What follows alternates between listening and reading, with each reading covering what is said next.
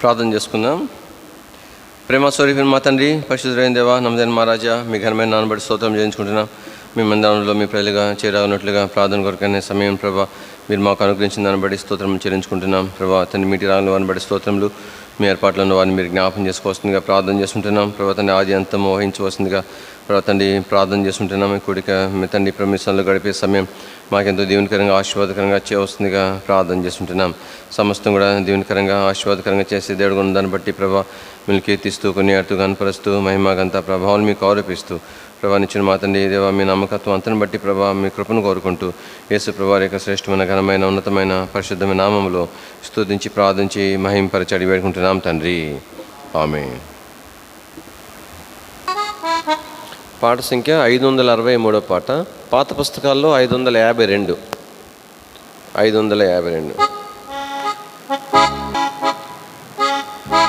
పరిశుద్ధ పరిశుద్ధ ప్రభు యేసు రమ్ము, పరిశుద్ధ పరిశుద్ధ ప్రభు యేసు రమ్ము, మాకు నేడే నీ దీవెనలిమ్ము, మాకు నేడే నీ దీవెనలిమ్ము.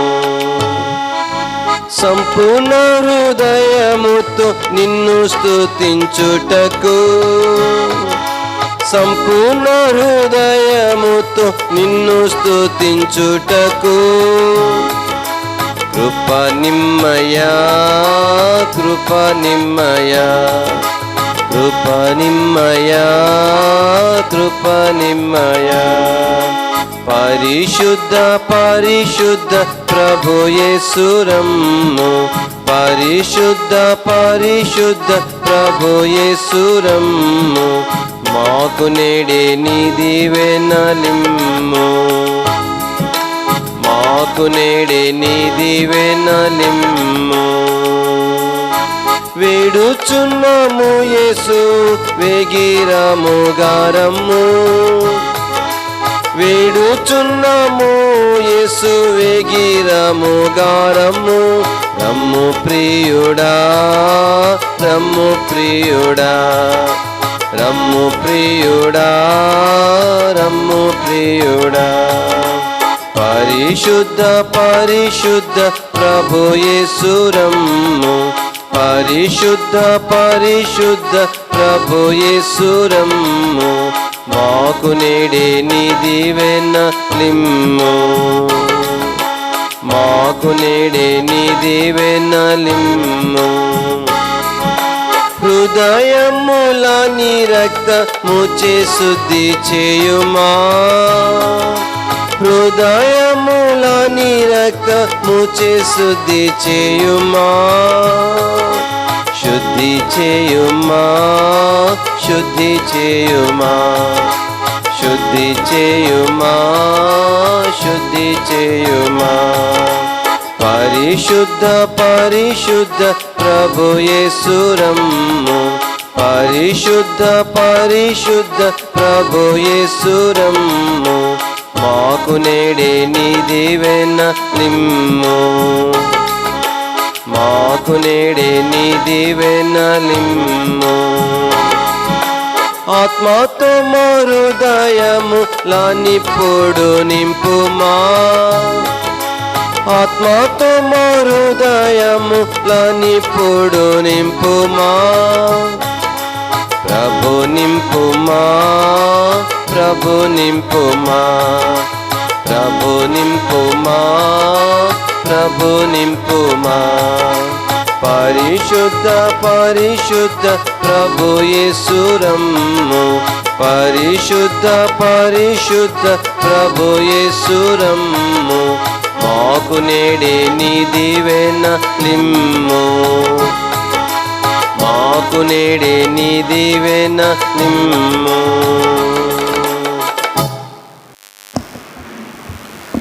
ప్రార్థనలోనికి మనం ప్రవేశించే ముందుగా దేవుని యొక్క వాక్యంలో నుంచి నిర్గమాకాండము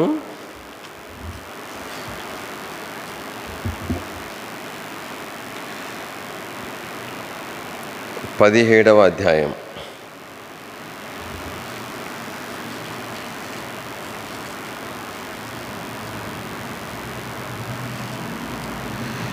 నిర్గమాకాండము 17వ అధ్యాయము, దయచేసి 8వ వచనం నుంచి మనము మార్చి చదువుకుందాం. నిర్గమాకాండము 17వ అధ్యాయము 8వ వచనం. తర్వాత అమాలేకులు వచ్చి రఫీదీములో ఇశ్రాయేలుతో యుద్ధము చేయగా మోషే యెహోషువతో, మన కొరకు మనుషులను ఏర్పరిచి వారిని తీసుకుని బయలువెళ్ళి అమాలేకులతో యుద్ధము చేయము. రేపు నేను దేవుని కర్రను చేత పట్టుకొని ఆ కొండ శిఖరము మీద నిలిచేదానెను. యెహోషువ మోషే తనతో చెప్పినట్లు చేసి అమాలేకులతో యుద్ధం చేసెను. మోషే, అహరోను, హూరు అనువారు ఆ కొండ శిఖరం ఎక్కిరి. మోషే తన చేయి పైకెత్తినప్పుడు ఇశ్రాయేలీయులు గెలిచిరి. మోషే తన చేయి దింపినప్పుడు అమాలేకీయులు గెలిచిరి. మోషే చేతులు బరువెక్కగా వారు ఒక రాయి తీసుకుని వచ్చి అతడు దాని మీద కూర్చుండుటకై దాన్ని వేసిరి. అహరోను, హూరులు ఒకడు ఈ ప్రక్కను ఒకడు ఆ ప్రక్కను అతని చేతులను ఆదుకొనగా అతని చేతులు సూర్యుడు అస్తమించు వరకు నిలకడగా ఉండెను. అట్లు యెహోషువ కత్తివాత చేత అమాలేకు రాజును అతని జనులను గెలిచెను. అప్పుడు యెహోవా మోషేతో ఇట్లా, నేను అమాలేకుల పేరు ఆకాశం కింద ఉండకుండా బొత్తిగా తుడిచివేదు గనుక జ్ఞాపకార్థంగా దాని గ్రంథంలో దీన్ని వ్రాసి యెహోషువకు వినిపించుము. చదవండి. తర్వాత మోషే ఒక బలిపీఠం కట్టి దానికి యెహోవా నిస్సి అని పేరు పెట్టి 16 కూడా చదువుదాం. అమాలేకులు తమ చేతిని యెహోవా సింహాసనకు విరోధముగా ఎత్తిరి గనుక యెహోవాకు అమాలేకులతో తరతరముల వరకు యుద్ధం అనేను. ప్రభు సహాయం కొరకే ప్రార్థన చేసుకుందాం. ప్రియమైన మా తండ్రి, పరిశుద్ధులైన దేవా, మీ స్తుతిస్తూ కనపరుస్తుంటున్నాం. నిచ్చిన మా తండ్రి ప్రభా, మా వినికిలో చదవమని లేఖన భాగం దయతో దీవించి ఆశీర్వదించండి. ఐక్య మీద ఆశను కనికరించి వస్తుందిగా ప్రభా, మీరు మరుగుపరచుకొని వస్తుందిగా ప్రార్థన చేస్తుంటున్నాం. దయలిన ప్రేమ కలిగిన హస్తంలో అప్పగించుకుంటూ ప్రభా మీ కృపను కోరుకుంటున్నాం. సాగిలి పడుతూ యేసు ప్రభా యొక్క శ్రేష్టమైన ఘనమైన ఉన్నతమైన పరిశుద్ధ నామములో స్తుతించి ప్రార్థించి మహింపరిచి అడిగి వేడుకుంటున్నాం తండ్రి. ఆమేన్.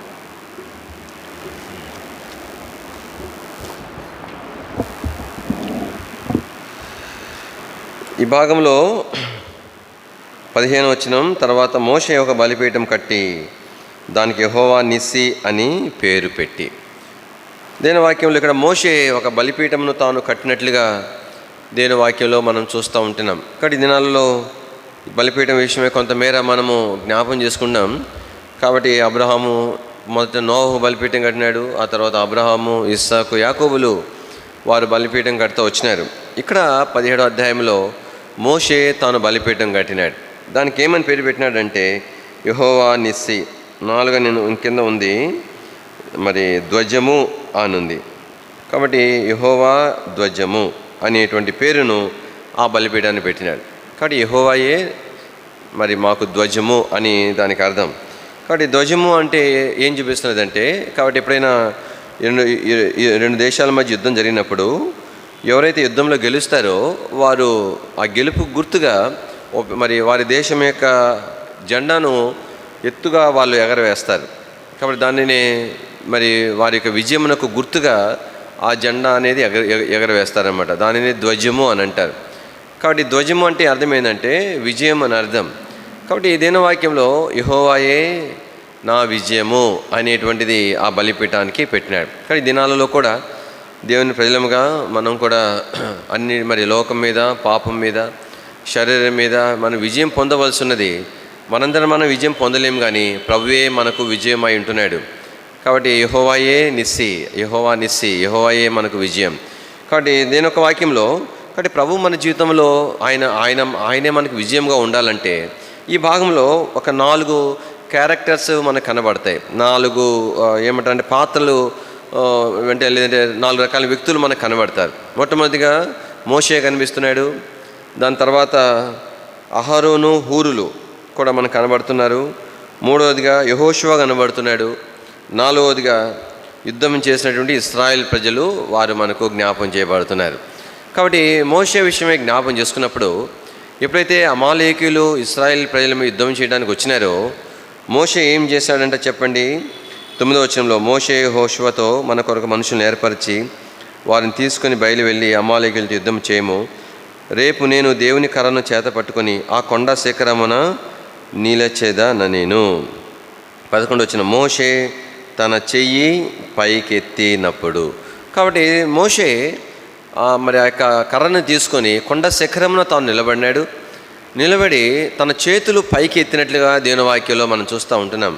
కానీ మొట్టమొదటిగా ప్రభు మన జీవితాల్లో ఆయనే మనకు విజయంగా ఉండాలంటే ఒకే ఒక సాధనం ఏంటంటే ప్రార్థన. చేతులు ఎత్తడం అనేది దేనికి గుర్తుగా ఉందంటే ప్రార్థనకు గుర్తుగా ఉంది. కాబట్టి ప్రతి దానికి కూడా మరి పరిష్కారం ఏమైనా ఉందంటే అది ప్రార్థనే. ఆత్మీయంగా మనం బలపరచబడలేకపోతున్నాం, ఏం చేయాలా? ప్రార్థన చేయాలా. కానీ కుటుంబంలో లక్ష్యం లేని వాళ్ళు ఉన్నారు, రక్షించబడట్లే, ఏం చేయాలా? ప్రార్థన చేయాలా. కాబట్టి కుటుంబంలో కొందరు ఆత్మీయంగా నష్టపోతున్నారు, కాబట్టి వారు సరిచేయబడట్లా, ఏం చేయాలా? ప్రార్థన చేయాలా. కాబట్టి ఎన్నో విధాలుగా మరి మనము అంటే కోలుకోలేని స్థితిలో ఆత్మీయంగా ఉన్నాము, ఏం చేయాలంటే ప్రార్థన చేయాలి. కానీ అన్నిటి కొరకాయి. కానీ దేని వాక్యంలో దేని మీద మనం ఆధారపడాలంటే ప్రార్థన మీద మనం ఆధారపడాలా. ప్రతి దాని కొరకై ప్రార్థనే జవాబు. అది మోషే ద్వారా మనకు జ్ఞాపం చేయబడుతుంది.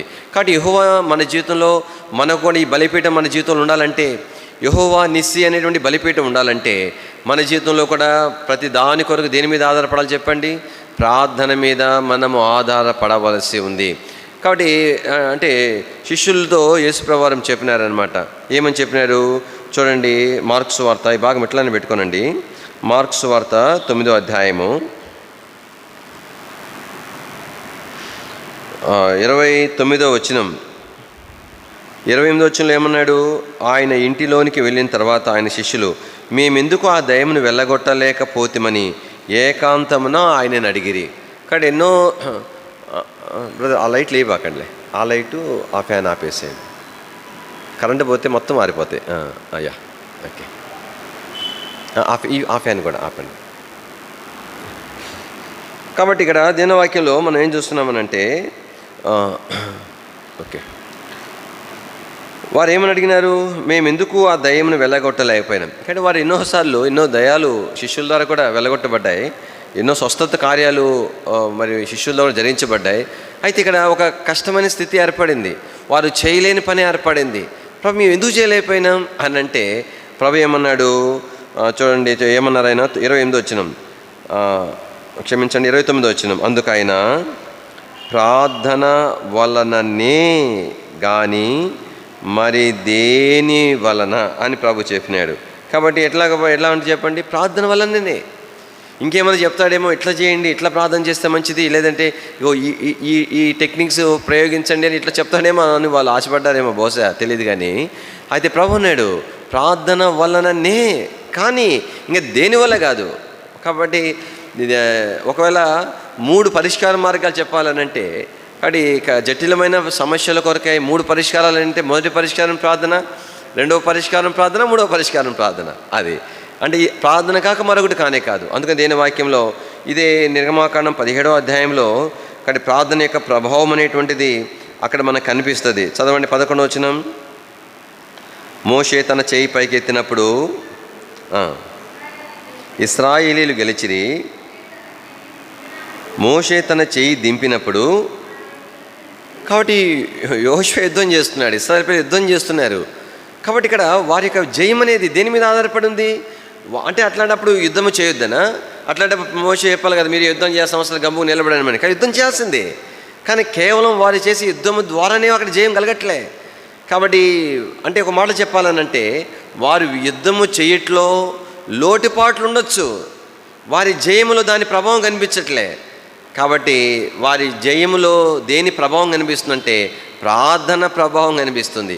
చేతులెత్తినప్పుడు మరి ఇశ్రాయేల్ ప్రజలు విజయం పొందుతున్నారు.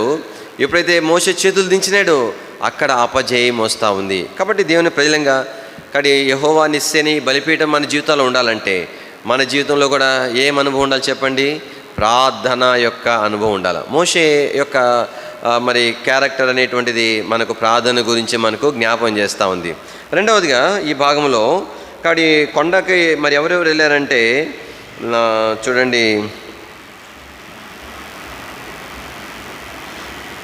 9వ వచనం. మోషే యెహోషువతో మన కొరకు మనుషులను ఏర్పరిచి వారిని తీసుకొని బయలు వెళ్ళి అమాలేకీయులతో యుద్ధం చేయము. రేపు నేను దేవుని కర్ర చేత పట్టుకుని ఆ కొండ శిఖరంలో నిలిచేదను.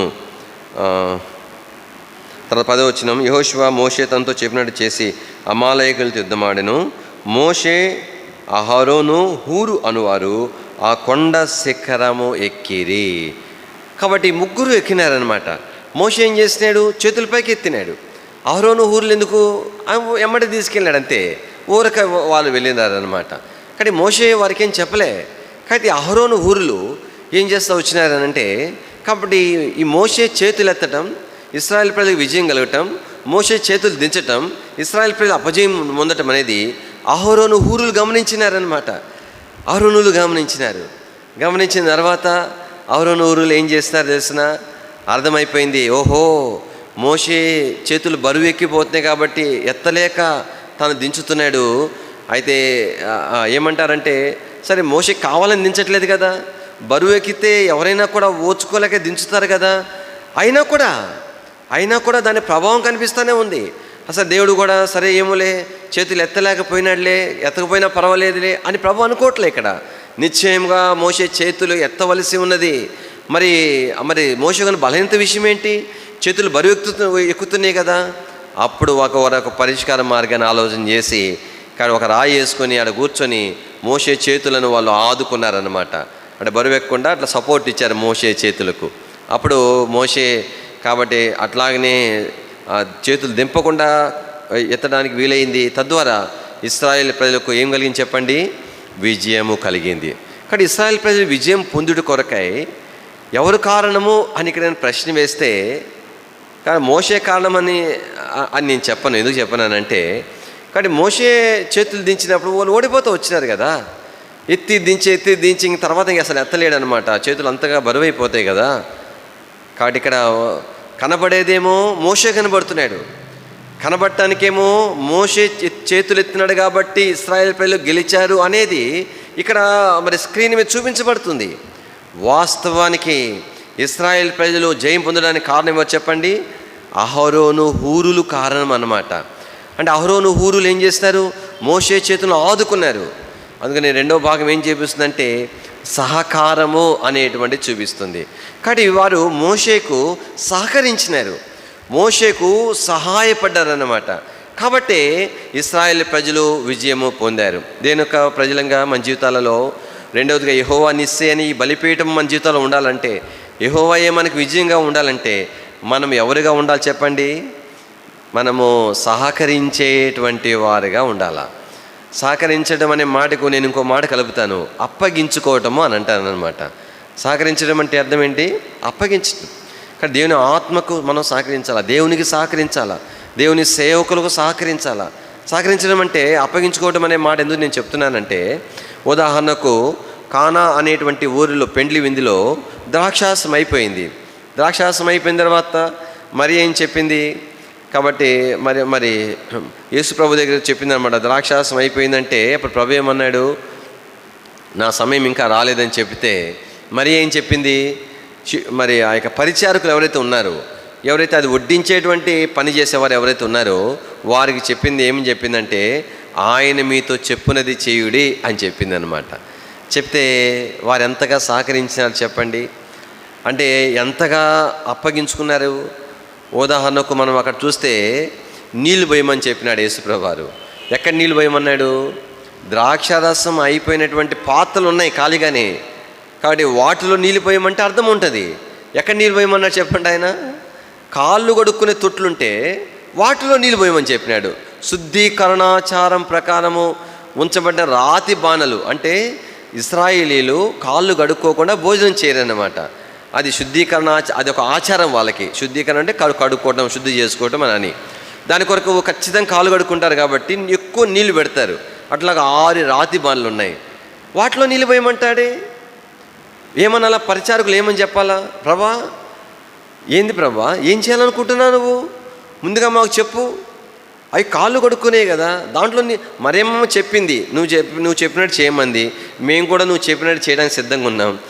కానీ కాళ్ళు కడుక్కునే దాంట్లో నీళ్ళు పోస్తే ఎట్లా ప్రభా? మాకు అర్థం కావట్లేదు, అర్థమయ్యేటట్టు చెప్పు అనాల. వాళ్ళు ఏమి అనలేదు. ప్రభు ఏది చెప్పినాడు, అర్థమైనా అర్థం కాకపోయినా ప్రభువుకి తమ్మును తామేం చేశారు చెప్పండి? అప్పగించుకున్నారు.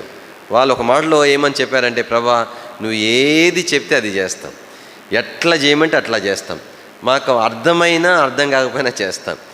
ఎంతగా వారు అప్పగించుకున్నారంటే, మరి ఆ రాతి బాణల్లో నీళ్ళు పోయమనంటే ఇష్టంగా చేశారు ఆ పని.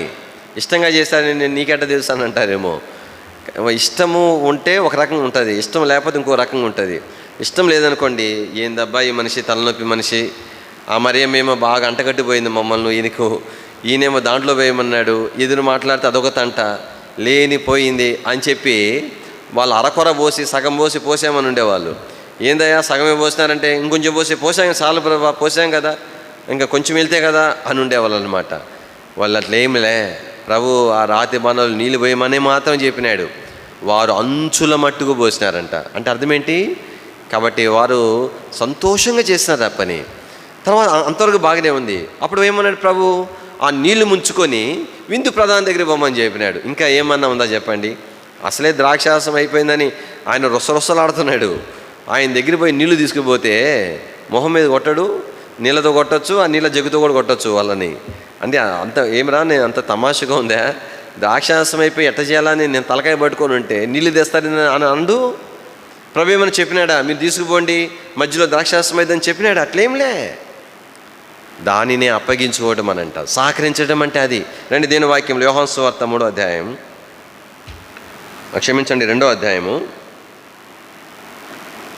4వ వచనం. యేసు ఆమెతో, అమ్మా నాతో నీకేం పని, నా సమయం ఇంకనూ రాలేదనెను. 5వ వచనం. ఆయన తల్లి పరిచారకులను చూచి, ఆయన మీతో చెప్పునది చేయుడనెను. 6వ వచనం. యూదుల శుద్ధీకరణాచార ప్రకారం 2 తూములు పట్టు 6 రాతి బాణులు అక్కడ ఉంచబడి ఉండెను. 7వ వచనము. యేసు ఆ బాణులు నీళ్లతో నింపుడని వారితో చెప్పగా వారు వాటిని అంచుల మట్టుకు నింపిరి. 8వ వచనం. అప్పుడు ఆయన వారితో, మీరిప్పుడు ముంచి విందు ప్రధాని ఎదుగు తీసుకుని పొండని చెప్పగా వారు తీసుకొని పోయిరి. చూసారా?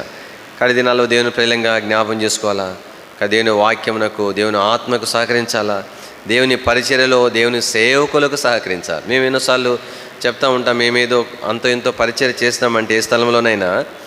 కాబట్టి కనబడేది సేవకులు, కానీ దానికి ప్రాముఖ్యంగా 1% మా భాగం ఉంటుంది, 99% కాబట్టి మరి ఎవరైతే మా దేవుని పనిలో మాతో కలిసి ప్రయాసపడుతుంటారో వారి సహకారమే. కాబట్టి వారి సహకారం సంఘం యొక్క సహకారం. కాబట్టి ఇది నేను జ్ఞాపకం. కాబట్టి అలా చెప్పాలంటే ఎలాగ సహకరిస్తే ఎలాగైనా దేవుని పరిచయం మేము చేయగలిగాము అంటుకొరకాయి. కాబట్టి 1 గంట సేపు నేను ఆయా సంగతులు చెప్పగలను, అందుకని నేను ఇవన్నీ చెప్పను. కానీ దినాల్లో ప్రాముఖ్యమైన విషయం ఏంటంటే, ప్రాముఖ్యమైన భాగం ఏంటంటే సహకరించటం. కానీ శత్రువు ఏదైతే ప్రాముఖ్యమైందో దానినే నష్టం చేస్తాడనమాట. అంటే అర్థం ఏంటి? కాబట్టి ప్రతి మంచి పని కొరకు సరే అని చెప్పడమే సహకరించడం అంటే. తప్పకుండా అలాగనే అంటే సరిపోతుంది కదా. ప్రతిదానికి అదెందుకు, ఇది ఎందుకు, అటొద్దులే, ఈసారి కొద్దులే అన్నారు అనుకోండి, మేము కొట్లాడలేం కదా. గమ్ముగా నోరు మూసుకొని ఉండి సరేలే, లేనిపోయింది ఎందుకులే, మళ్ళీ ఎందుకులే గొడవలు అని గమ్ముకు పోతుంటాం అనమాట. కానీ దేవుని యొక్క పరిచర్యలో యెహోవా నిస్సి అనేటువంటి బలిపీఠం మన జీవితంలో ఉండాలంటే మనం ఎలా ఉండాలి చెప్పండి? దేవునికి, దేవుని వాక్యమునకు, దేవుని ఆత్మకు, దేవుని పరిచర్యలో మనం ఎలాంటి వారికి ఉండాలా? సహకరించే వారిగా ఉండాలి. ఎంత మేర మనం సహకరిస్తామో అంత మేర కాబట్టి ఆత్మీయమైనటువంటి విజయము యొక్క అనుభవంలోనికి మనము రాగలుగుతాం. ఇది 2వ క్యారెక్టర్ అనమాట. 3వ క్యారెక్టరు నిర్గమాకాండం 17వ అధ్యాయంలో ఇక్కడ మనకు యెహోషువ కనిపిస్తాడు. 14వ వచనం, దానికంటే ముందుగా 9వ వచనం. మోషే యెహోషువతో, మన కొరకు మనుషులను ఏర్పరిచి వారిని తీసుకొని బయలు వెళ్ళి అమాలేకీలతో యుద్ధము చేయుము అని ఎప్పుడైతే చెప్పినాడో 10వ వచనం. యెహోషువ మోషే తనతో చెప్పినట్లు చేసి అమాలేకీలతో యుద్ధమాడెను. చూసారా?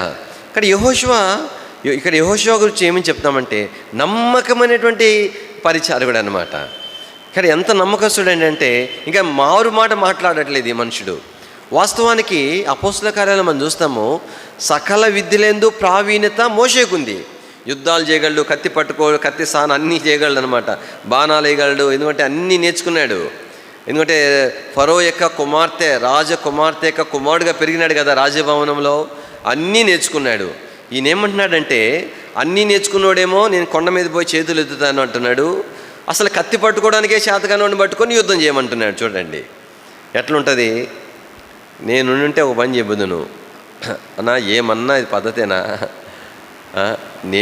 మేము బానిసలుగా ఉండి వచ్చినాము, ఏదో దేవుడు సేవ పిలిస్తే సమర్పించుకొని వచ్చినాను, కత్తి పట్టుకోవటమేమో నాకు చేత కాకపోయా. నీకు యుద్ధం వచ్చు కదా, నువ్వు యుద్ధం చేయి. కాకపోతే చేతులు ఎత్తేదేముంది, సరే నువ్వు పెద్ద సేవకుడు కావచ్చు కానీ 2 పనులు చేయలేవు కదా, కాబట్టి నేను ఎవరొస్తుని ఎక్కువసేపు చేతులు ఎత్తగలను అని చెప్పి మరి చెప్పుండేవాడినేమో కదా. ఏం ఆలోచన అన్నా ఇది. సరే నువ్వు చేతులు ఎత్తో వేరే సంగతి, నేనంటే యుద్ధం చేసేది, నాకు అసలు యుద్ధం రాదే అని అనలే యెహోషువ. సరే యుద్ధం చేస్తూ ఉన్నాడు, ఒక్కోసారి అపజయం కలుగుతూ ఉంది. తనకి అర్థమైంది అర్థం కాలేదు కానీ ఒకవేళ అర్థమైన ఉంటే, అదే ఒక అర్థం అయినా కూడా యెహోషువ అయితే నమ్మకంగానే మరి తను చెప్పిన పని చేసినాడు. ఒకవేళ అర్థమైన ఉంటే నేనేది ఏం చేస్తున్నా, కత్తాడు పడేసి యెహోషువ దగ్గరికి మోషే దగ్గరికి పోయి, నువ్వేం చెప్పినావు, నేను చేతులు ఎత్తుతానన్నావు, నువ్వు యుద్ధం చేయమని చెప్పినావు, ఇప్పుడు నాకు యుద్ధం రాకపోయినా ఏదోలే పెద్దోడులే చెప్పావులే నమ్మకంగా లోబడి నేను యుద్ధం చేస్తున్నా, నువ్వేం చేస్తున్నావు, చేతులు ఎత్తని చేత కావట్లా, దించుతున్నావు. అప్పుడు నువ్వేం చేయాలా, ఏదైనా ఒక పని చేయి, యుద్ధం అన్నా చేయి, లేదంటే చేతులన్నా సక్రంగా ఎత్తు. నువ్వు చేతులు దింతే మేము కత్తి పట్టుకుని ప్రయోజనం చేసి ఏం ప్రయోజనం, ఓడిపోతున్నాం కదా, మా ప్రాణాలకు ముప్పు కదా అని చెప్పి అనాలా. అహరోను ఊరులు కూడా నిందించాల్సింది మోషేని. ఒకసారి యెహోషువ అనలేడు అనుకో, అహరోను ఊరులు కూడా ఏమనాలా, అన్న ఏందన్న ఈ పద్ధతి, ఆ పిల్లోడినేమో యుద్ధం చేయమని పంపిస్తేవి, వాడికి ఏం చేత కాపోయా, నువ్వేం చేతులు ఎత్తకపోతేవి అని చెప్పి వాళ్ళని అనాలా. అట్లేమనలే. యెహోషువ ఎంత నమ్మకమైన వాడనంటే, కాబట్టి తనకు అప్పగించబడిన పనిని తను నమ్మకంగా చేస్తూ వచ్చినాడు. అది దేనిక ఏమీ ఎదురు మాట్లాడలే, ఏమీ ప్రశ్నించలే. కాబట్టి తనకి ఎన్ని అనుమానాలు పుట్టాలా, ఈ ముసలోడు ఏదో నాకు టెండర్ పెట్టినాడు, సంపాదనుకున్న నా మీద కోపం పెట్టుకున్నాడు, ఎన్నెన్నో అనుకోవడానికి ఆస్కారాలు ఉన్నాయి. అయినప్పటికీ కూడా యెహోషువ నమ్మకంగా తనకు అప్పగించిన పనిని నమ్మకంగా చేస్తూ వచ్చినాడు కదా. మనం అట్లాగా ఉంటామా చెప్పండి? ఎన్నో విషయాలు మనకు నమ్మకత్వం ఉండదు. ఎట్లాగా ఆత్మీయంగా మన విజయం ఉంటుంది చెప్పండి? ఎన్ని ఉంటే ఎగ్గొట్టే లిస్టు ఉంటే వ్యక్తిగతంగా ప్రార్థన చేసేది ఒకసారి ఎగ్గొడుతుంటాము, వాక్యం చదువుకునేది ఎగ్గొడుతుంటాము, దేవుని పరిచయాలు కొన్ని ఎగ్గొడుతుంటాము, రకరకాల ఎగ్గొట్టే లిస్టు పెద్దగా ఉంటుంది ఇది కదా. ఎట్లుండాలి మనం దేవుని ఇంటిలో? నమ్మకంగా ఉండాలా. దేవుడు మనకు అప్పగించిన పని పరిచయ విషయంలో నా ప్రభు నాకు అప్పగించినాడు, నాకు చేతైనా చేత కాకపోయినా, నాకు ఇష్టమున్నా లేకపోయినా, అది నాకు ఘనంగా కనబడినా ఘనంగా కనబడకపోయినా, నేను నా ప్రభు నాకు అప్పగించిన పని నేను నమ్మకంగా చేస్తాను అని కదా తీర్మానం చేసుకోవాలా, అని కదా ప్రార్థన చేద్దాం. ఇది మన ప్రార్థన అంశం. ఇది యెహోవా నిస్సి అనే బలిపీఠం ఎట్లా నీకు నాకుంటో చెప్పండి.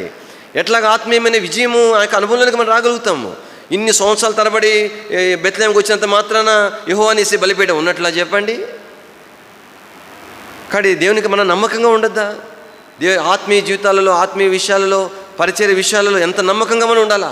యెహోషువ లాంటి నమ్మకత్వాన్ని మనం కనబర్చాలా. మూడవదిగా యెహోవా నిస్సి యొక్క బలిపీఠం అనే అనుభవంలో మనం రావాలనంటే మూడవదిగా మనకు ఏముండాలి చెప్పండి? నమ్మకత్వం ఉండాలి. మొట్టమొదటి ఏముండాలా? ప్రార్థన ఉండాలా. రెండవది ఏముండాలా? సహకారం ఉండాలా దేవుని పరిచర్యలో. మూడవది ఏముండాలా? కాబట్టి ఆత్మీయ జీవితంలో దేవుని పరిచర్యలో నమ్మకత్వమును కలిగిన వారికి ఉండాలా.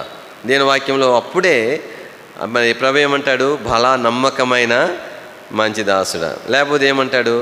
ఎంత అపనమ్మకస్తుడివి, ఎంత అపనమ్మకస్తురాలివి, నమ్మి చెప్తే మోసం చేసినావు కదా, నీ మీద నమ్మకం పెట్టేట చేయొచ్చునా, ముంచినావు కదా నన్ను అనాల అంటాడు దేవుడు అనమాట. మెచ్చుకుంటాడా చెప్పండి? ఇది మూడవ భాగం. నాలుగవదిగా దీని వాక్యంలో మరి ఇక్కడ యెహోషువతో మరి మోషే మాట చెప్పినాడు. ఏమని చెప్పినాడు? 9వ వచనం, మోషే యెహోషువతో మన కొరకు మనుషుల్ని ఏర్పరిచి వారిని తీసుకొని బయలు వెళ్ళి అమాలేకుతో యుద్ధం చేయి. కానీ మనుషులను ఏర్పరచాలి. ఎవరు ఏర్పరచాలా? యెహోషువ చెప్తున్నాడు ఆ పని. నువ్వే ఎవరెవరు సెలెక్ట్ చేసుకుంటే తీసుకొని యుద్ధానికి వెళ్ళని చెప్తున్నాడు. ఈ మాట ఎవరు అంటారు చెప్పండి? మోషే అంటే పెద్దోడు, రాజా కుమార్తె యొక్క కుమారుడుగా పెరిగినోడు, ఎంతో ఆత్మీయమైన వాడు. అలాంటి మనుషుడు ఆయనే చాలా కొన్ని సందర్భాలను బట్టి ఆయన మీద కోపడ్డారు, సనిగినారు. కొన్ని సందర్భాలు ఆయనే వారికి ఆనలేదన్నమాట. ఇప్పుడు ఈ పిల్లోడు సేవకు వచ్చున్నాడు, పరిచారకుడు, పనివాడు అనుకోనండి. మోషే పరిచారకుడు అంటే మోషే దగ్గర చిన్న చిన్న పనులు చేసేవాడు. ఇప్పుడు ఆయనకి ఎట్లా వాళ్ళు అడ్డం తిరగొద్దా?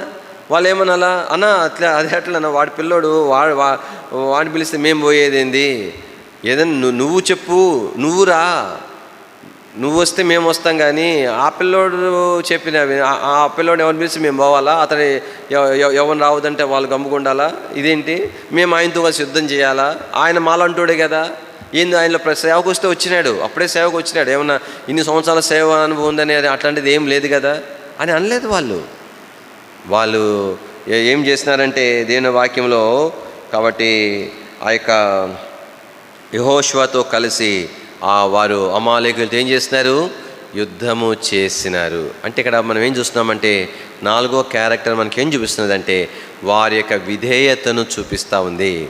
ఎలాంటి విధేయత వారు కనబరిచినారు, ఎవరితోనైనా మేము పరిచయం చేస్తాం, అదనమాట. గొప్ప దైవజనుడితోనైనా మేము ఆయన మాట వింటాం, లేదా ఒక బచ్చా కానీ ఒక పిల్లగాన్ని పెట్టినా కూడా కాబట్టి మరి దేవుని మాటకు లోబడి మేము అతనితో కలిసి పరిచయం చేస్తాం అనేటువంటిది దేని వాక్యంలో ఇక్కడ మనం చూడగలుగుతున్నాం. కాబట్టి 4వ క్యారెక్టర్ మనకి ఏం చూస్తుందంటే విధేయతను చూపిస్తూ ఉంది. కాబట్టి ఇక్కడ పరిస్థితులు ఎలా ఉన్నాయంటే ఆ ప్రజలు లోబట్టడానికి ఏమాత్రం కూడా అనుకూలంగా లేవు. కాబట్టి యెహోషువ పిలిచినాడు, రండి రండి అంటే మోసే అని ఉంటారు, ఏంటన్నా నువ్వు పిలుస్తున్నావు ఏంటంటే అని ఉంటాడు. మోసే చెప్పినాడు, మరి అంకులో చెప్పినాడు అని చెప్పి ఉంటాడు. అవునా అట్లా చెప్పినాడు, అట్లా పద వెళ్దాం పద అన్నారన్నమాట. ఏం చేయమంటావు చెప్పు, చేద్దాం చెప్పు, యుద్ధం చేయండి అని అన్నాడు. యుద్ధం మాకు రాదు కదా, మోషే అంకులు చెప్పినాడు, నాకు కూడా రాదు కదా అంటే సరే చేద్దాం పద, ఏం పర్లేదు పద. చూడండి అంత ఎలాంటి విధేయత అంటే ఆ సందర్భం, ఆ విధేయత చూపే సందర్భం ఎలాంటిది. విధేయత చూపిస్తే ఈయన మోషే చెప్పాడన్నంత మాత్రాన ఆ మాటల్లో మీతో పోతే యెహోషువ చచ్చిపోతాడు, మనం చచ్చిపోతాం. వాళ్ళు యుద్ధానికి తగిన రీతిగా ఏమైనా ట్రైనప్ చేయబడిన సైనికులు ఏంటి వీళ్ళు, 430 సంవత్సరాల బానిసత్తులు నలిగిపోయి వచ్చిన వాళ్ళు, అయినా పర్వాలే, ప్రాణాపాయమైనా పర్వాలే. కాబట్టి వారు యెహోషువ మరి మాటకు లోబడి ఆ యొక్క అమాలేకులతో వారు ఏం చేస్తున్నారు చెప్పండి, యుద్ధము చేస్తారు. దేవుని యొక్క ప్రజలంగా జ్ఞాపం చేసుకోవాలా, ఈ దినాల్లో దేవుని వాక్యంకు మనం ఏం చూపించాలి చెప్పండి, విధేయతను చూపించాలి. యెహోవా నిస్సీ అనే బలిపీఠం మన జీవితాలు ఉండాలంటే 4 సంగతులు మనకు అవసరం. మొట్టమొదటిది ఏంటి, ప్రార్థన అవసరం. రెండవది కాబట్టి దేవుని పరిచర్యలో సహకరించడం అవసరం. మూడవది కాబట్టి నమ్మకత్వం అవసరం. 4వది విధేయత అవసరం. కాబట్టి 4 ఎప్పుడైతే మన జీవితాలు ఉంటాయో అప్పుడు ఏ బలిపీఠం ఉంటుంది మన జీవితంలో, యెహోవా నిస్సీ అనే బలిపీఠం ఉంటుంది. ఆత్మీయంగా విజయం పొందగలుగుతాం, శత్రువుని ఓడించడానికి తగిన రీతిగా మనము సిద్ధపరచబడగలుగుతాం. ఇక్కడ ఒక మాట నేను చదివి ప్రార్థన చేస్తాం, ప్రార్థనకు వెళ్దాం. ఈ 17వ అధ్యాయం చివరి వచనంలో 16వ వచనం, అమాలేకులు తమ చేతిని యెహోవా సింహాసనముకు విరోధంగా ఎత్తిరి గనుక యెహోవాకు అమాలేకులతో తరతరముల వరకు యుద్ధమనెను. కాబట్టి అమాలేకులు ఇశ్రాయేలుతో యుద్ధం చేసినట్టుగా కనబడింది, కానీ ఏం రాయబడింది, అమాలేకులు తమ చేతిని యెహోవా సింహాసనముకు విరోధంగా ఎత్తినారనమాట. అంటే యెహోవా పేరు పెట్టమనే ప్రజలు ఎవ్వరూ లేకుండా చేయాలనుకున్నారు. యెహోవా నామం భూమి మీద ఉండకుండా సమూలంగా తుడిచివేయాలనుకున్నారనమాట. అందుకనే దేవుని వాక్యంలో ఎప్పుడైతే ఆయన సింహాసనానికి విరోధంగా ఎత్తినారో గనుక యెహోవాకు అమాలేకీలతో, కింద భాగంలో ఏమని చెప్పండి, ఏ అనేసి, తన చెయ్యి యెహోవా సింహాసనం వైపు నుండి తరతరముల వరకు అమాలేకీలతో యుద్ధం. కాబట్టి అమాలేకీలేమో దేవుని సింహాసనం విరోధంగా వారు చేతితే, ప్రభు వారికి విరోధంగా ఆయన సింహాసనం దగ్గర నుండి ఆయన చేయి జాపుతున్నాడు వారిని సమూలంగా మరి నిర్మూలన చేయడానికి.